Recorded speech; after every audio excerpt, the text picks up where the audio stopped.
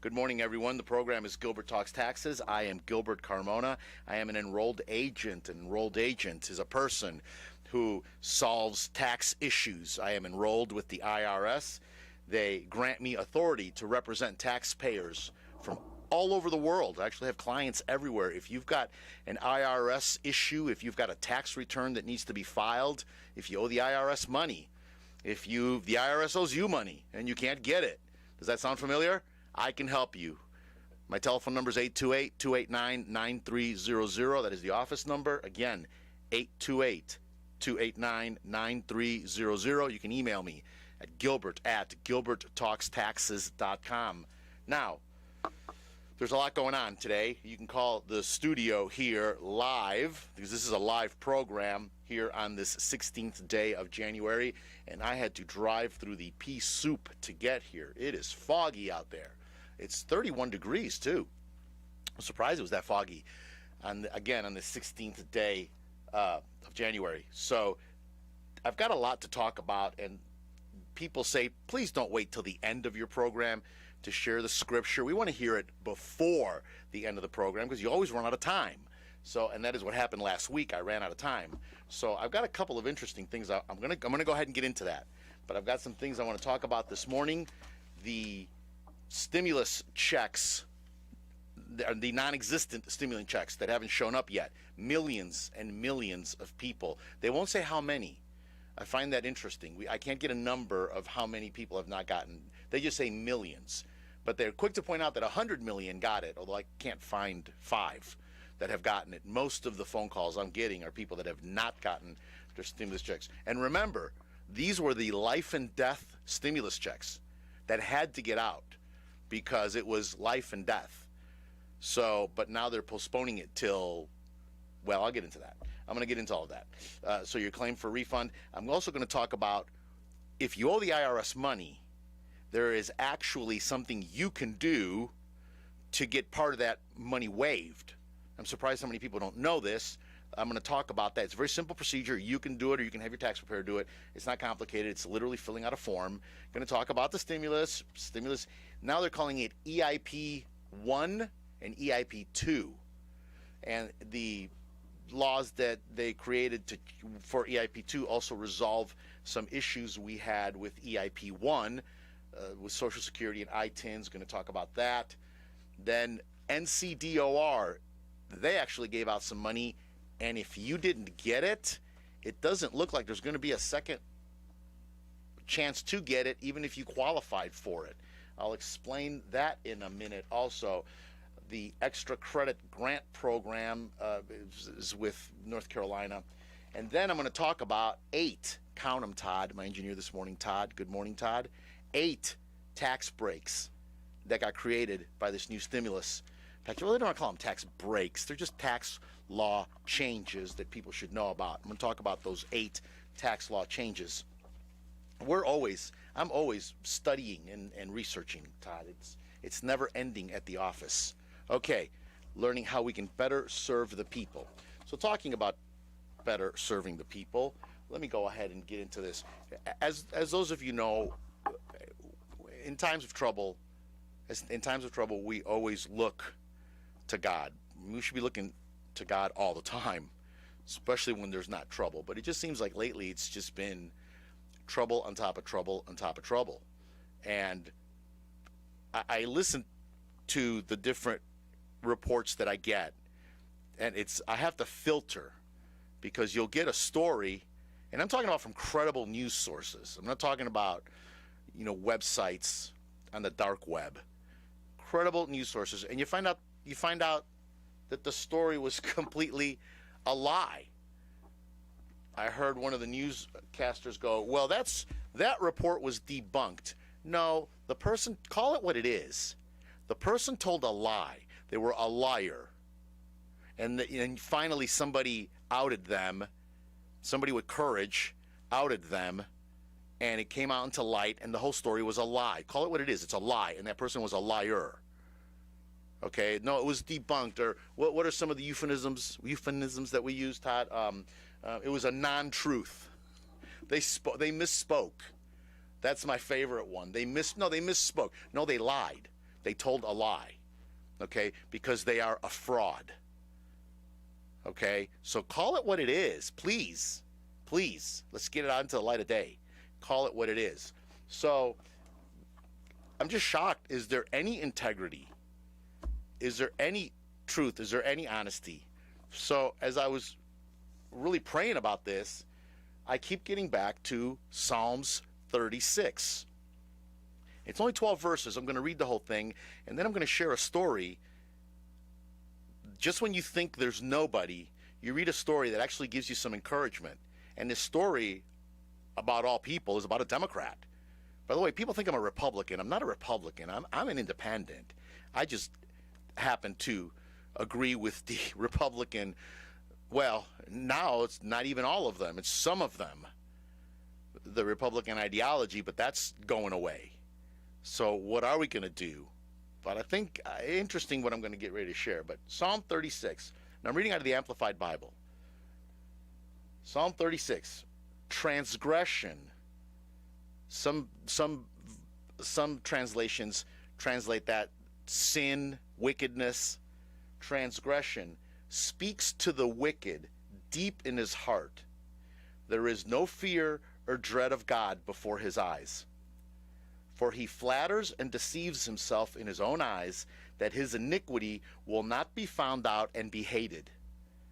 The words of his mouth are wrong and deceitful.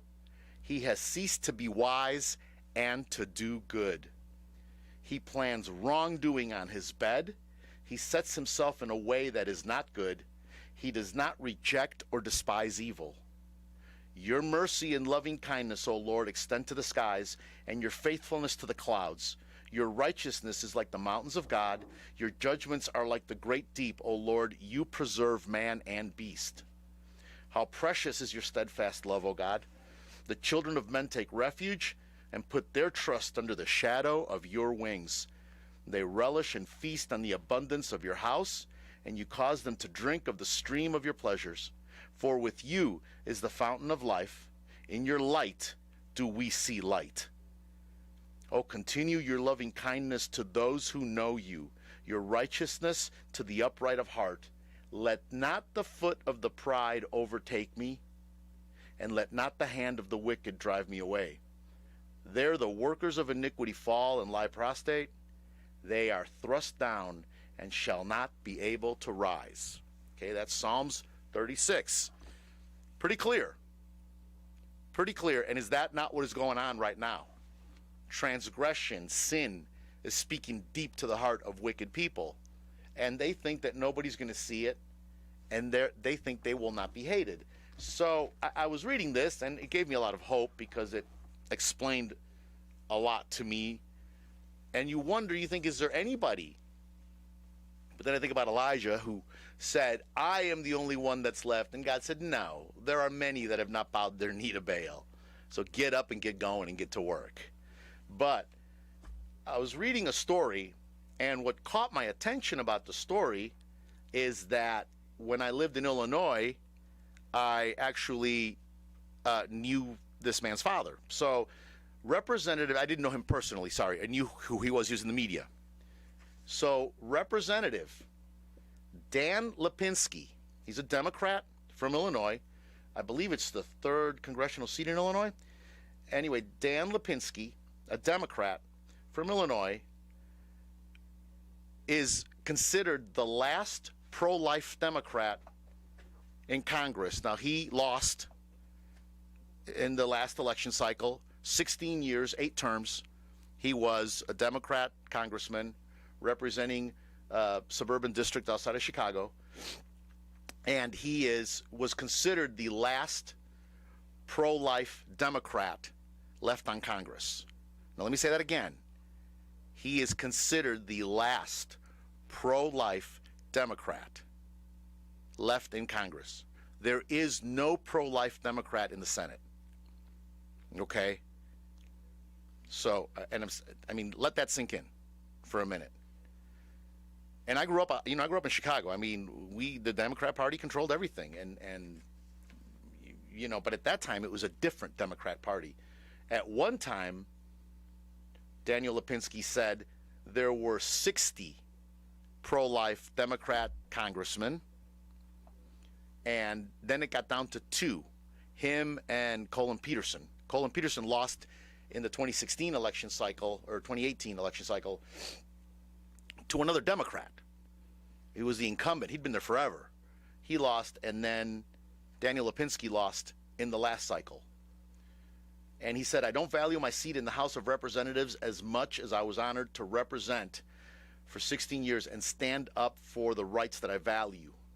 He said, faith and reason go together. The science clearly shows us that life begins at conception. This is a Democrat talking, a pro-life Democrat. The science clearly shows us that life begins at conception.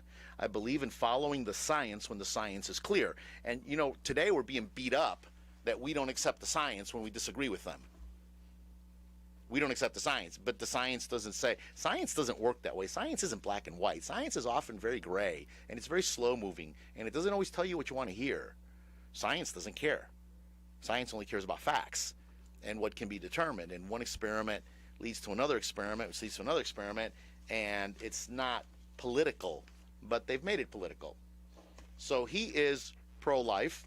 He loses his seat. By the way, his father was William Lopinski, also a Democrat congressman. He's the one that stood up for pro-life issues back when Tip O'Neill was the speaker, and actually he took a lot of grief. But so let me get back to his son, Daniel Lopinski, who is no longer in the Congress. He was the last pro-life Democrat.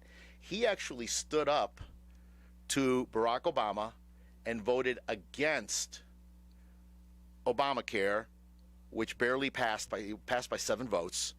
Obamacare did, but he was one of the Democrats, there were 30 of them, that voted against Obamacare because he couldn't do it. But he said, Daniel Lopinski says in this article, that that was what destroyed it for them. All the ones that stood up against it were destroyed. The party turned on them, and the party funded the opponents to them, and all of them got removed from office. Lopinski himself had Planned Parenthood spend $220,000 on his opponent, gave it to his opponent to go against him. And Planned Parenthood gets tax money, so how can they turn around and fund a candidate? Go figure. So the story's, you know, doesn't really give you a lot of hope till I get to the end of it. I'm going to get to the end of it now. It's important that I say right now that Lopinski is a Catholic. Okay, he's a pro-life Catholic. So he recently spoke at a Ave Maria University in Florida, and he gave a commencement speech. And this is the part that gave me hope.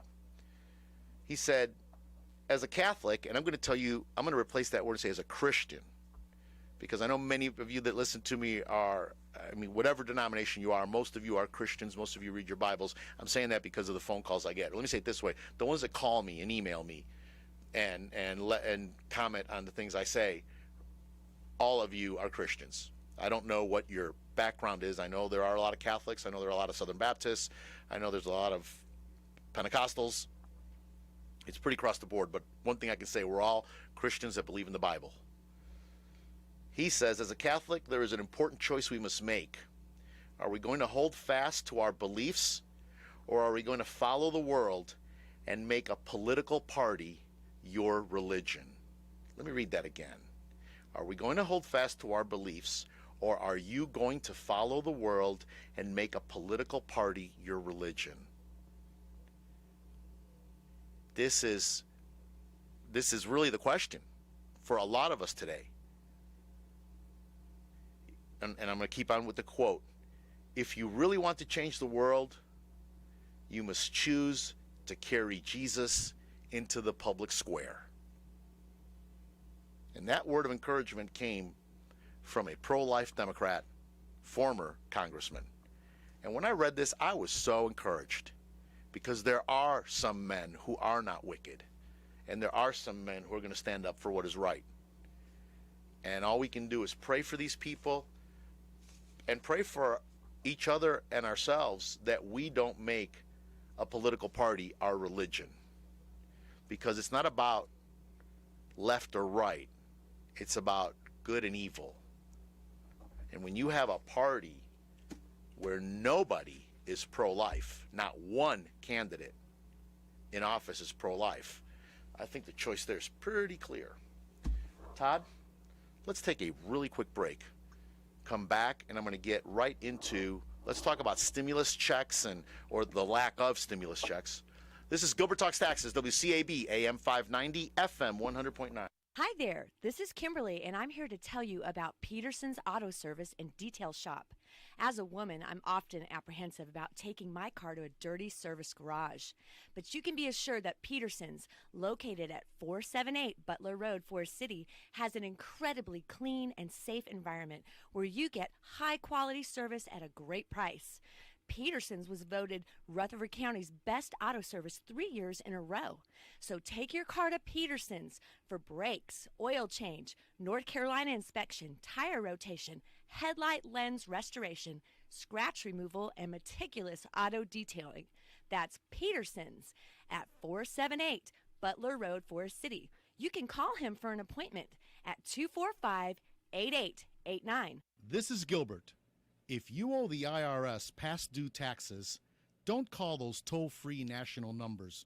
Local, affordable help is right here in Rutherford County. Stop garnishments, levies, and liens. Call Gilbert Carmona at 828-289-9300. All initial consultations are free. Call Gilbert, 828-289-9300. We are back, the International Morse Code Signal, because as we all know, taxation with representation has not been such a good idea. Thank you so much. And it's not about taxation anymore. It's now about social engineering. That's the thing we need to see. It is not about taxation. We're beyond that. We're beyond that. So, speaking of, the commercial there was just about if you owe the IRS money. Let me get into that. But no. I said I was going to talk about, let's talk about stimulus. Let's talk about stimulus money. I'm going to talk about if you owe the IRS money at the next break. Okay, stimulus money. So, you're supposed to get $600, right?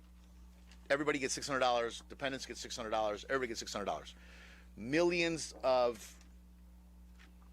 deposits were put in the wrong bank accounts. So, what do you do now? And by the way, the IRS tool doesn't work. So when you go on there to irs.gov and you put your information, it doesn't work. Calling the IRS is not going to work. There is nobody answering the phone that can help you with this. You can't change your bank account. You can't change your address. You can't change your marital status. You can't change anything because we're not static. Things happen. I mean, people that got the $1,200 back in May may not even be married today. May not even be living at that, are not living at that address today. Don't have that bank account anymore.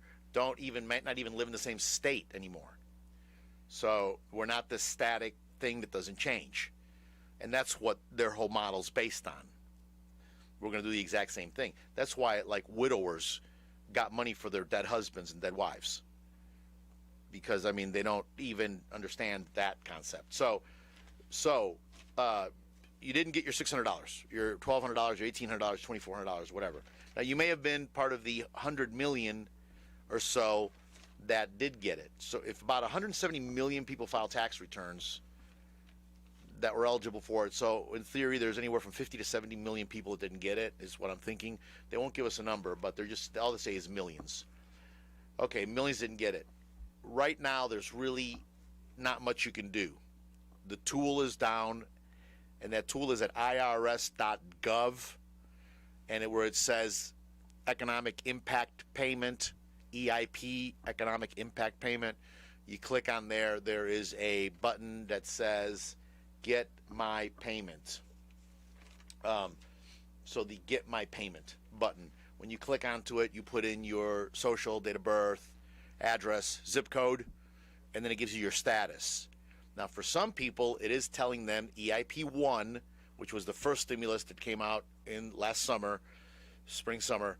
That stimulus that you got it, the date you got it, if you in fact got it, the date you got it, and the bank account that it got deposited into, or if it got mailed. It'll give you that information. And then it tells you about EIP 2.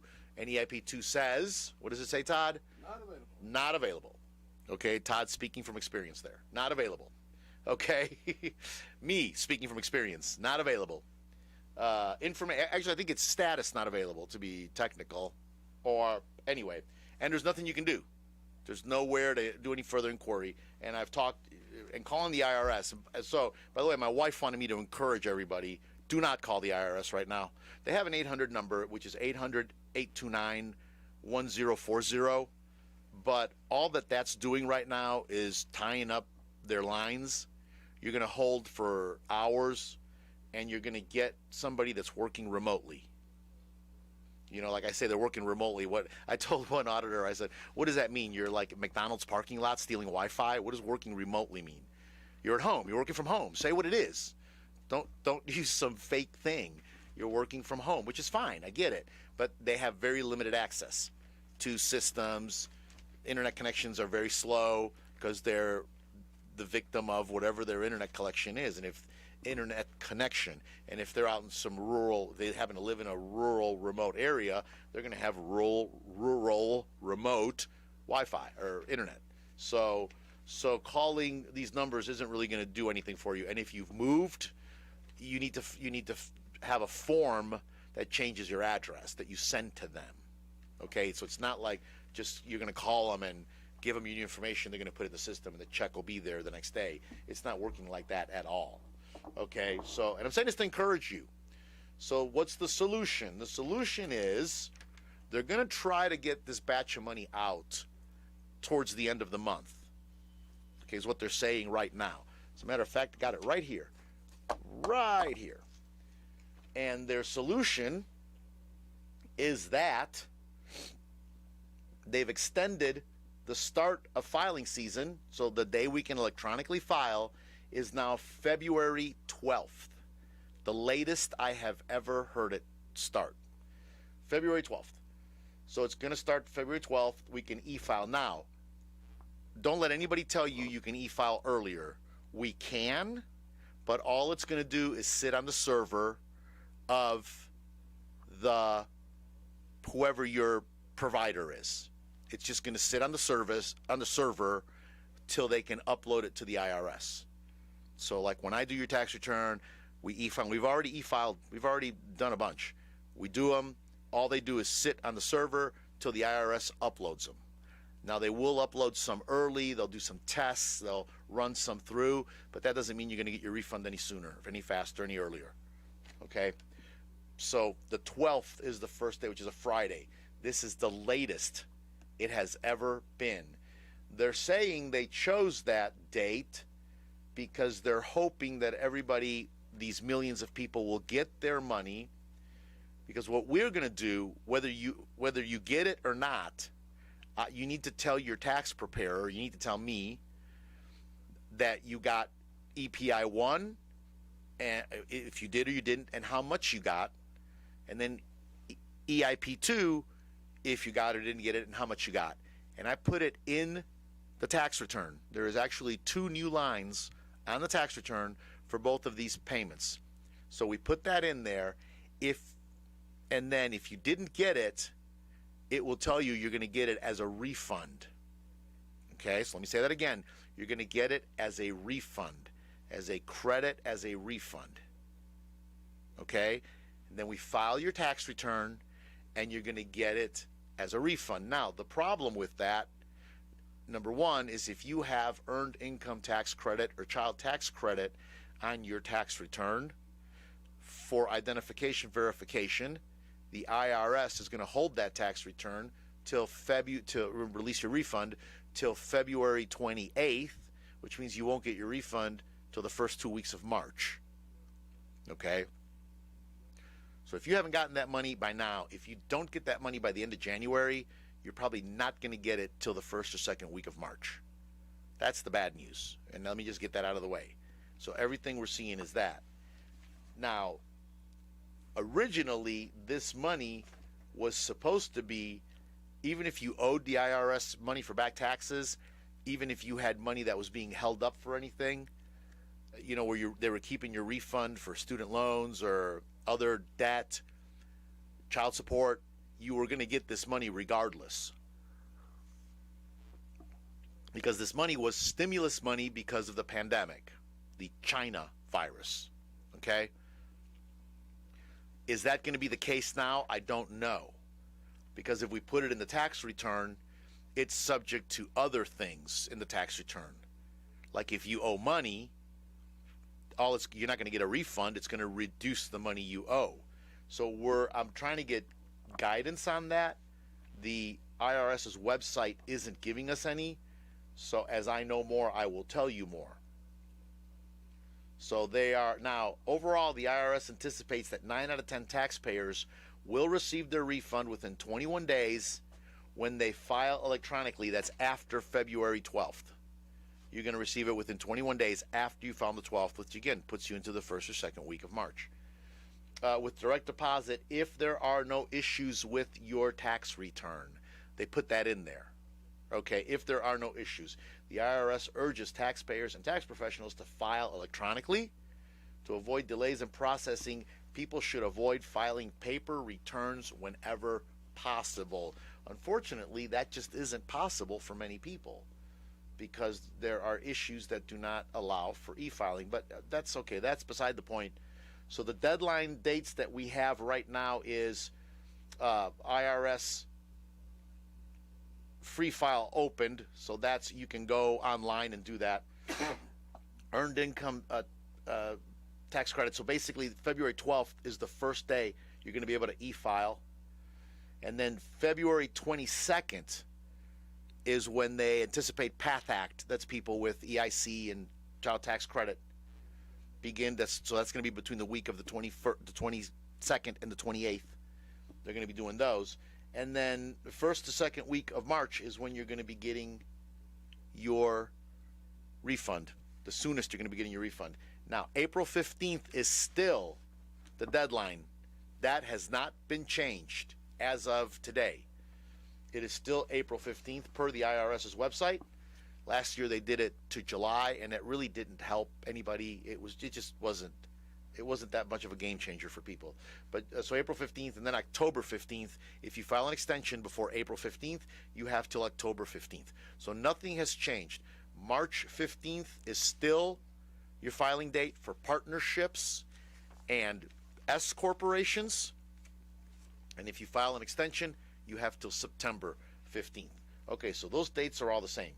So, as Todd pointed out, so succinctly, unfortunately, I don't have like checks for you right here. And so really most people are just, this is not good news. People just want to know if you have a check for them, especially people that are not working, which there are a lot of people not working. So I don't know what to tell you. Are you going to get your money before January, the end of January? We don't know. They say they're going to, but we will see. We will see. And if you got the wrong amount, we're also going to fix that on the tax return. Now, one issue that is good that they fixed is with the first go-around of $1,200, with the first go-around, if you had an ITIN, that is a taxpayer identification number, individual taxpayer identification number, that is for people that don't have a Social Security number for whatever reason. There is a whole group of people, there are many reasons. There is a whole group of people that have an ITIN. It's a number that begins with the number 9, and it's just like a Social Security number. It's 9-digit Social Security number, begins with 9, and they can use it to file tax returns, open bank accounts, and do financial transactions. Okay, if you had an ITIN, you did not qualify for the stimulus the first go around, and you still don't. But if you had an ITIN, but a spouse or a dependent on the tax return had a social, what happened the first time around is it kicked the entire family out, and nobody got any money.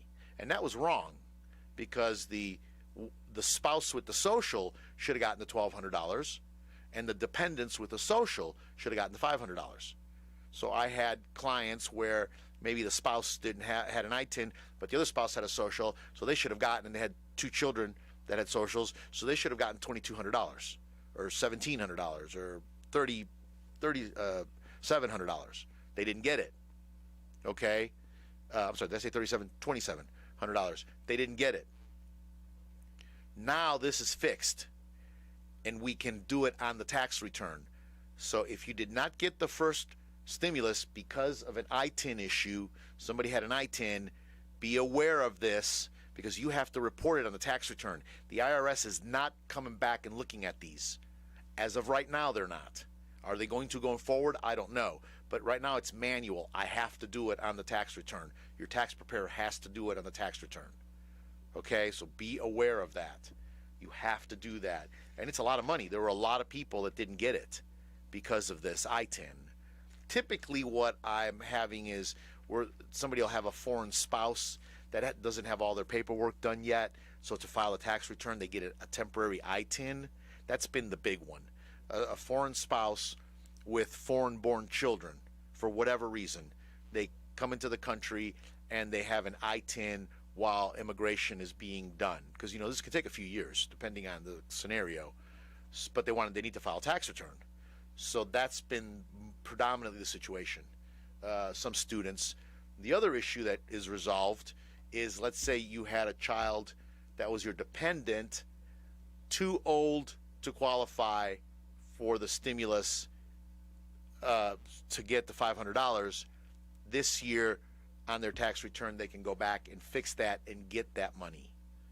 Okay, so dependents that didn't get the money is another issue. But again, you've got to tell me this when I'm doing your tax return. And I will ask you, it's our questions now. Did you get your money? How much money were you supposed to have gotten? And we're going back and looking at last year and seeing what you got. Okay, it's very important. This is probably as important as anything else going on with your tax return this year, is these stimulus payments. Is it going to create more work? Yes. Is it going to create more confusion? Yes. Okay, Todd, let's take break number 2. Where does the time go?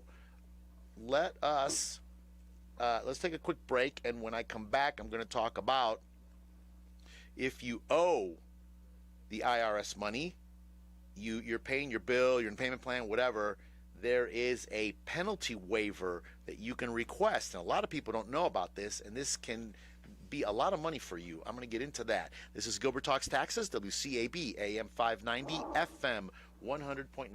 People come up to me and say, Gilbert, thank you for doing my tax return, and thank you for getting me that big refund. Do you have any ideas what I can do with that refund? Oh, yes, I do. Take that refund right over to NC Tractor and Farm Supply, talk to Phil, get you a brand new shiny red Massey Ferguson. That's NC Tractor and Farm Supply, Railroad Avenue. You can call Phil at 828-429-5008. By the way, mention you heard it on Gilbert Talks Taxes. I'm hoping he'll give me a discount when I go buy my brand new shiny Massey Ferguson tractor. As we get ready for this year's tax season, there's one thought on everyone's mind. Will Gilbert's hair look fabulous this year? Oh, yes, it will. How can I say that? Because I go to Robin Saunders at RSL Salon. Whether it's a good haircut, a pedicure, or a manicure, you can count on RSL Salon. Call Robin at 828-289-9110 because everyone deserves to look fabulous. This is Gilbert. We are back. This is Gilbert Talks Taxes. If you need me to call me, my telephone number is 828-289-9300. That is my number at the office. You can send me an email, gilbert@gilberttalkstaxes.com. You can call the studio if you have a question. This is a live program. I've got my able-bodied assistants, Canyon and Karen, just sitting out there, just sitting by the phone, waiting for it to ring. You can call 828-287-3357 here at the studio. Again, we are live on the 16th day of January. On a foggy morning, although it's starting to clear up out there. I see the sun coming through the window. I was talking to Todd about something. Let me change here mid-thought. Okay.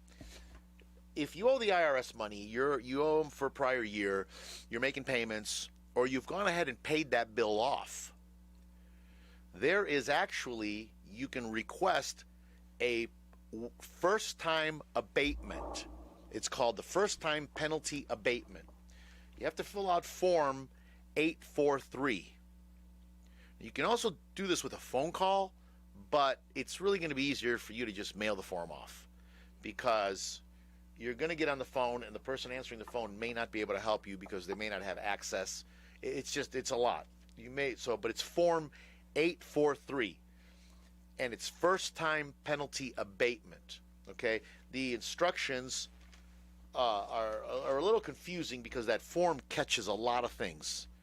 The form is called a claim for refund and request for abatement, but you specifically have to write in the little box that you are requesting a first-time penalty abatement. And I keep repeating it because you want abatement of penalty. By law, interest cannot be removed. That's law. Now, there are a few instances when interest can be removed, but it's usually during very complicated proceedings, and 99% of the time, that's not going to apply to you. So I'm not even going to get into it. It's a whole legal thing about when interest can be removed. And it's usually when it's the IRS's fault. Okay, it was not your fault, it was their fault. They charge you interest, obviously, they're going to remove that interest. But by law, penalty can be removed. So when you owe a bill, you owe the IRS money for whatever reason, you owe them $1,000. Okay, you're going to have, and you can't pay it. You know, your tax return, for whatever reason, something happened, you got this money, you owe the IRS $1,000, now you can't pay the $1,000, and it goes past April 15th. Okay, assuming you filed your tax return on time, it goes after April 15th, you filed your tax return, the IRS will send you a letter saying you owe $1,300. Okay, they added $300 onto it. They're going to add a penalty for not making the payment. They may add a penalty. They're going to add a penalty for not making the payment, a penalty for not withholding, a penalty for. There's a long list of penalties, and then they're going to charge you interest for not paying the money timely. The interest goes from April 15th to whatever date they send you that letter. The letter's very clear. It'll break it out. Sometimes you may have multiple penalties and you may have multiple interests because they're for different interests is assessed for different things. But it'll put it right on there. Okay, so you can request that the penalty be removed. And I have seen the penalty be as much as 25% of the bill or more if enough time passes. Now, if you owe the money, as long as you owe the money, they won't waive the penalty. But once you've paid it off or you're almost getting close to paying it off, let's say, okay, you don't have the money to pay that $1,000, so you get into a payment plan, which is what we recommend. The first thing we do is get you into a payment plan because that stops all the collection and all the garnishments and all the crazy letters that you're going to get. It just stops all of that. Get into a payment plan, the minimum payment you can make, and then let's sort the thing out. Okay? So you're making your payments, you're clipping along, you're down to owing $300-400. You can request that penalty abatement. Okay, and they'll just go ahead and, if you're far enough along, they'll go ahead and just remove it off your bill, and you may even be getting a refund back. It'll stop the payments, and you'll get a refund. If you've already paid the bill, they'll give you a refund, and they'll actually give it to you with interest if enough time has passed. So that is Form 843, and this is something you can do yourself. Read the instructions. You just basically fill in the boxes. If you don't know the amount of the penalty, you don't know the amount, you can just put in there unknown, and they'll figure it out for you. Or again, you can call them at the 800 number, or if you're in collections, you can call the number they gave you for collections. Again, you'll probably hold, but it's worth it. I've seen these penalty abatements be fairly large, depending again on how much money you owed. So it's really been a game changer for some people. It got one man a couple of $1,000 refund. He was shocked. He called me up and he said, I just got a check from the IRS. I said, yeah, that was your penalties that I got waived. He was absolutely floored that it was that much. Again, interest they won't, but penalty they will. Let me say it one more time. It's Form 843. And if you need help with that, again, you can give me a call, 828-289-9300. If you're one of my clients, this is a standard thing I do, is I just flag your penalty abatement, and when you're making your payments or whatever, I know a good time when I can call and try to get that waived for you. It reduces the bill, gets you a refund. Before I get into, we're going to have a break here. Let me talk about North Carolina in the theme of refunds. North Carolina did they called it the Extra Credit Grant Program. Extra Credit Grant Program. Now, this slipped under the radar of a lot of people. So North Carolina issued a $335 payment. It was money they received from, I believe it was from the federal government. I'm not sure, but they received this money. Then they were going to go ahead and pass this money on to people. It was the Extra Credit Grant. You got $335 per dependent, for having dependents, regardless of how many dependents you had. So you could have had 5 children, all you were going to get was $335. You could have had 1 child, all you're going to get is $335. Okay? Now, the part that is under the radar was a lot of people didn't get it, and North Carolina said, oh, just wait. We're going to be getting all this money out by December 31st. Okay? So people waited and they didn't get it.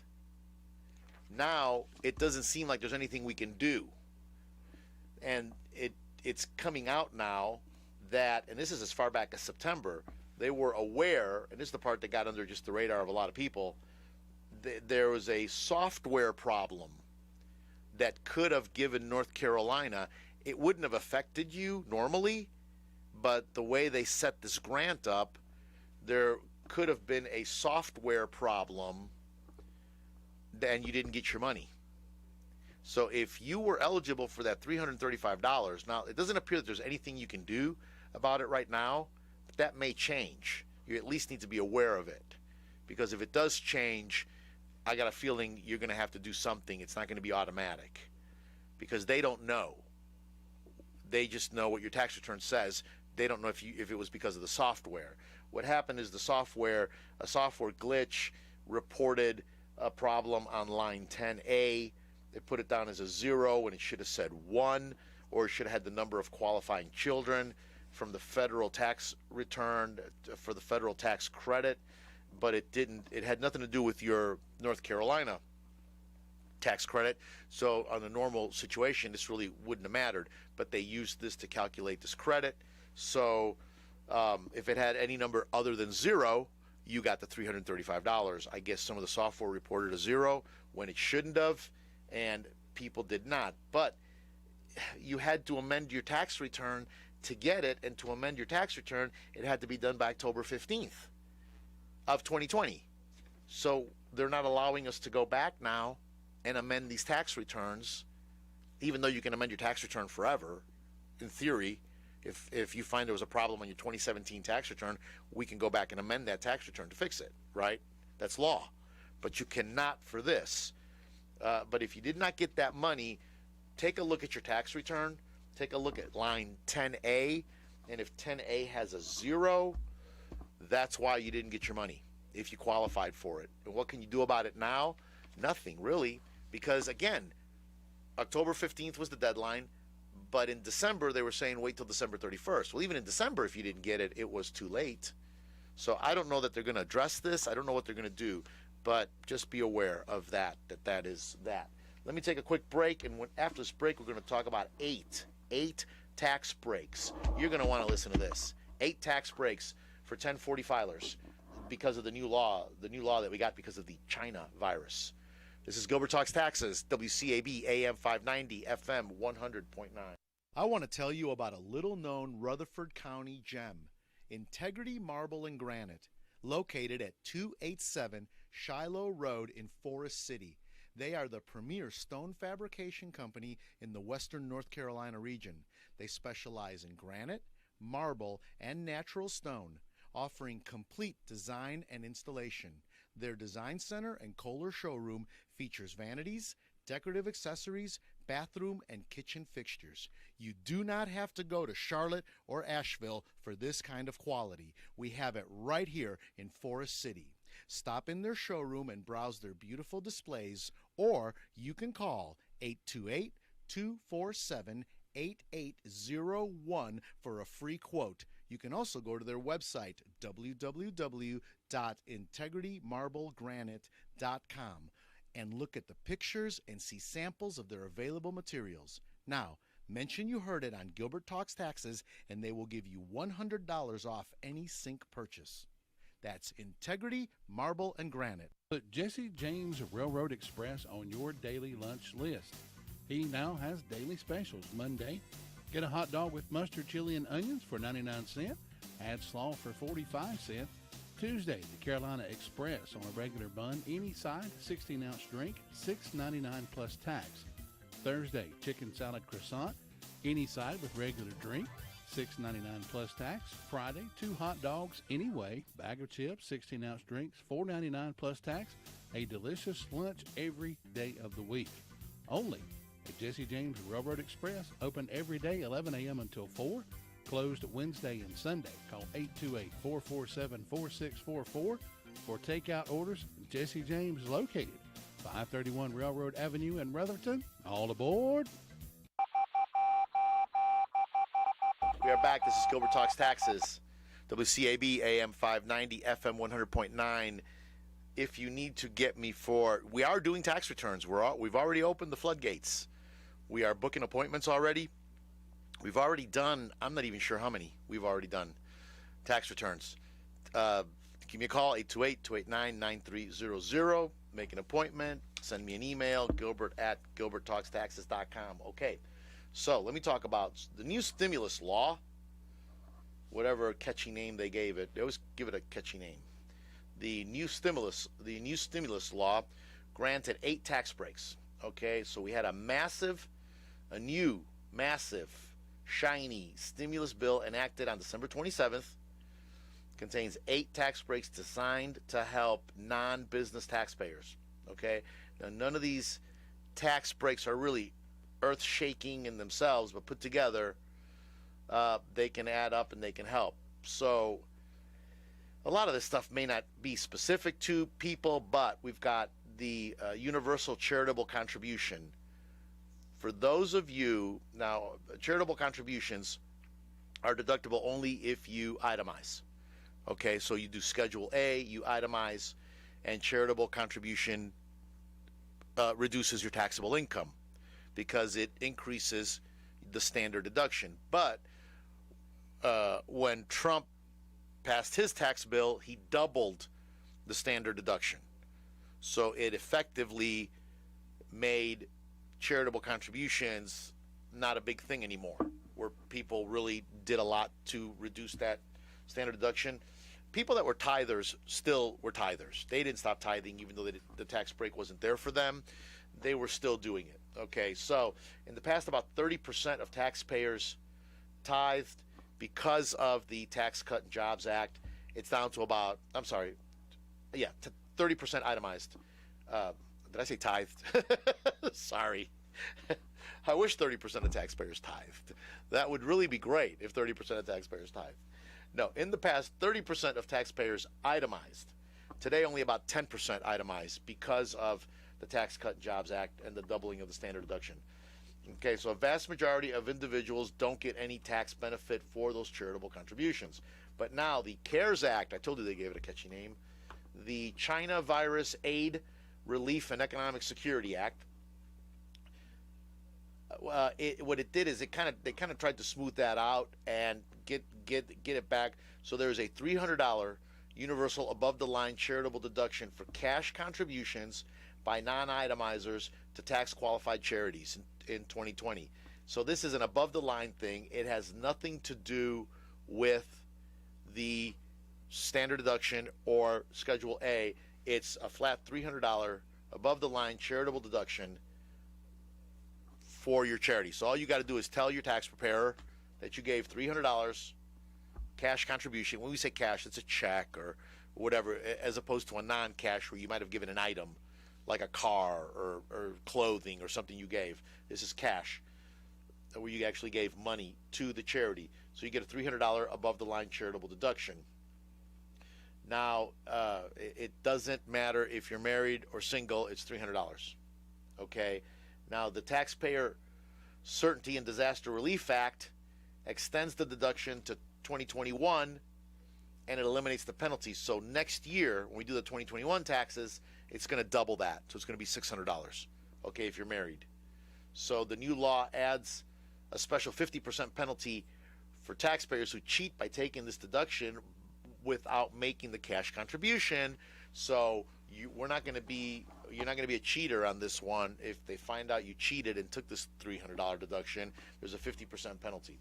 Okay, the extension of the CARES Act eliminates the AGI limit on charitable contributions. So there is a limit as to how much you can give in your charitable contributions, 50% of your AGI, okay?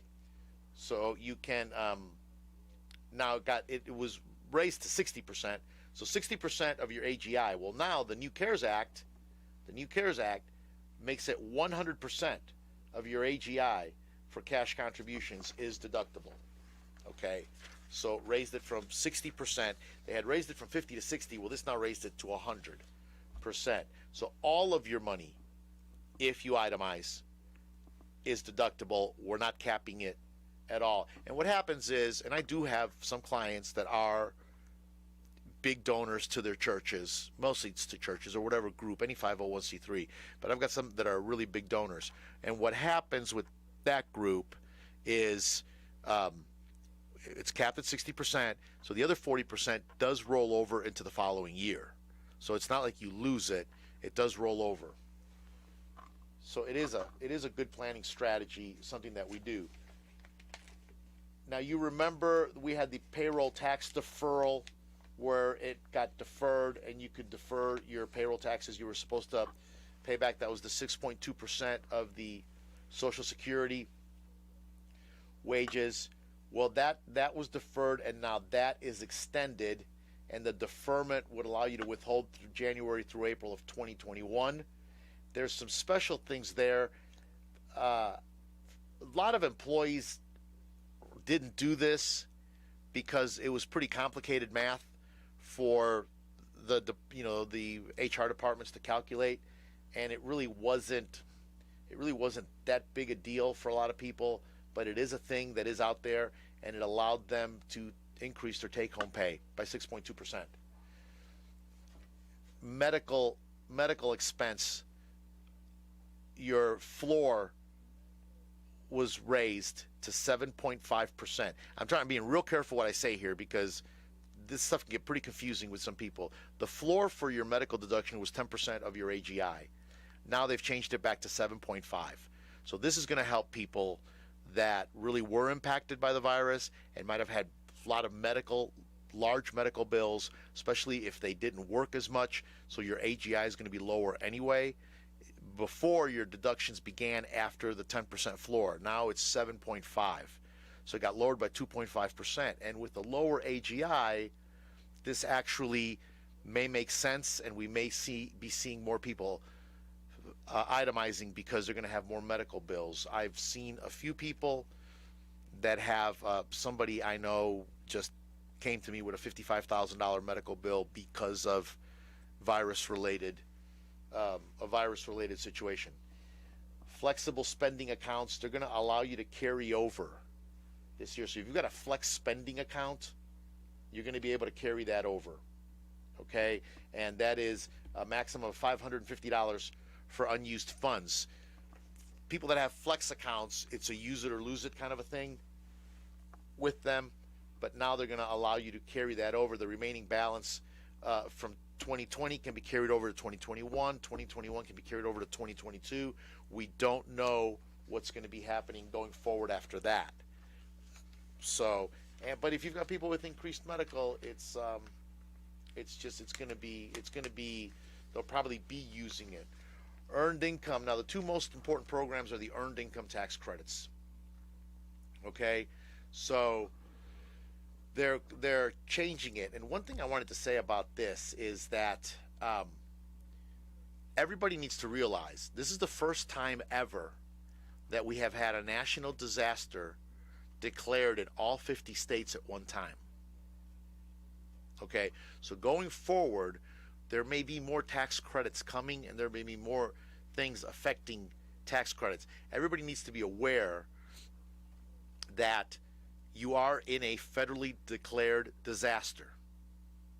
So this is going to allow you to do net operating losses, for those of you that have businesses, we can carry them back 5 years now.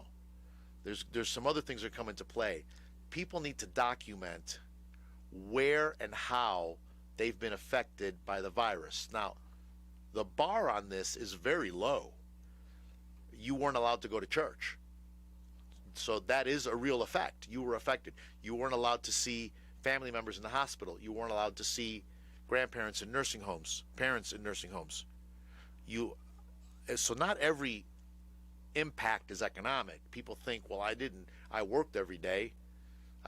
You might have worked from home, but you worked every day. Well, working from home is an impact. People couldn't be as productive. People couldn't work. People didn't have the social. You weren't with your friends. But just be aware of that. Don't think you weren't impacted. You were impacted. Everybody, every American is in a nationally declared disaster zone. How many minutes left there, Todd? 4? 3 minutes, Todd. Thank you, Todd. Tell me when I have 1 minute left. So 2 of the most important federal programs that benefit the working poor are the Earned Income Tax Credit and the Child Tax Credit. They're based on taxpayers' family size and earned income, okay? Due to the pandemic, the earned income of many low-income taxpayers declined dramatically during 2020. So this would ordinarily result in a reduction of EITC, Earned Income Tax Credit, and CTC, Child Tax Credit, up to 80% for some people, okay? Because it's based on your income. So what they have done is they've come up with something called the PYEI. We were talking about this during the break. When we calculate your Earned Income Tax Credit and your Child Tax Credit, the new law allows us to go back to your 2019 taxes and look at your prior year earned income. And we're going to use the one that's the highest. Okay? This is major because if you were impacted in 2020 and you couldn't work, you lost your job, you were on unemployment, so your income was less. Okay, and remember, unemployment is taxable, and you are going to have to pay taxes on it. Okay, it is taxable income, and many people didn't withhold. Okay, so we're going to use your prior year earned income, and we're going to calculate which is going to give you a better break. So this is going to be huge. Now, the software is doing it automatically. It should do it automatically. I'm going to go back and verify. I verify everyone because I don't trust the software. I just don't. I'm sorry. Too many mistakes with software. But I'm going to go back and verify it for all of my clients. And I'm going to make sure that you're going to get the biggest Earned Income Tax Credit or Child Tax Credit. So, because that was an issue. I mean, for people that normally get $3,000 or $4,000 for child tax, I mean, it was down to, for some people, it was down to 0. They didn't work. So we're going to use the prior year. Okay, I've already had one where this was a huge game changer. Again, it's called the prior year earned income. Number 7, the Educator expense deduction. This one I hate to even talk about, but the $250 that they give educators. Okay, they made a big deal about this. Thank you. 1 minute left. $250. Well, now that $250 can include things like disinfectant, personal protection equipment, and supplies, so you as a teacher could protect yourself from children, okay? But it's $250. They didn't raise that number. You know, if you're a teacher, and a teacher has to be a person that works 900 hours a year in the school, you know, in school. I mean, I had a teacher tell me one time she spends $250 on crayons. She said, she said, and I was really hoping they were going to, I mean, that needs to be like $1,000, because I know teachers that spend that much. And the last thing is, we got rid of the tuition and fees deduction, but there are changes to the lifetime learning credit. So if you're thinking about going back to college, now may be a good time, because it really opened that credit up for you. But the tuition and deduction fees tuition deduction and fees deduction went away. So we need to talk about that if you're going to school. Okay, I hope I didn't lose anybody on that, but they are there. They are credits. They're small, but together they're going to add up. I will be back next Saturday. This is Gilbert Talks Taxes, WCAB